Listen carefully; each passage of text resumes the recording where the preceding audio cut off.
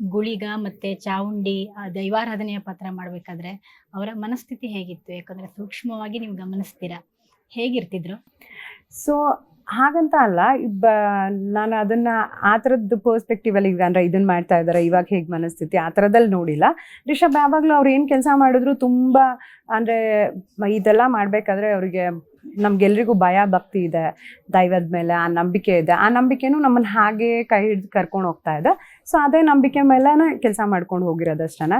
ತುಂಬ ಅದೊಂದು ಎನ್ವಿರಾನ್ಮೆಂಟೇ ಹಾಗಿರ್ತಿತ್ತು ಆ ಥರದ್ದು ಸೀಕ್ವೆನ್ಸ್ಗಳು ಮಾಡಬೇಕಾದ್ರೆ. ನಾವಂತ ಅಲ್ಲ, ಇವತ್ತು ಜನ ಹೆಂಗೆ ಥಿಯೇಟರಲ್ಲಿ ಸ್ಲಿಪ್ಪರ್ ಬಿಟ್ಬಿಟ್ಟು ಒಂದು ಭಕ್ತಿಯಿಂದ ನೋಡ್ತಾರೆ, ಅದು ಹಾಗೆ ಕಾಣಿಸುತ್ತೆ ಸ್ಕ್ರೀನಲ್ಲಿ ಅಂದರೆ ಅದ್ರ ಹಿಂದೆ ಹಾಕಿರೋ ಎಫರ್ಟ್ ಕೂಡ ಅದೇ ಥರನೇ ಇತ್ತು.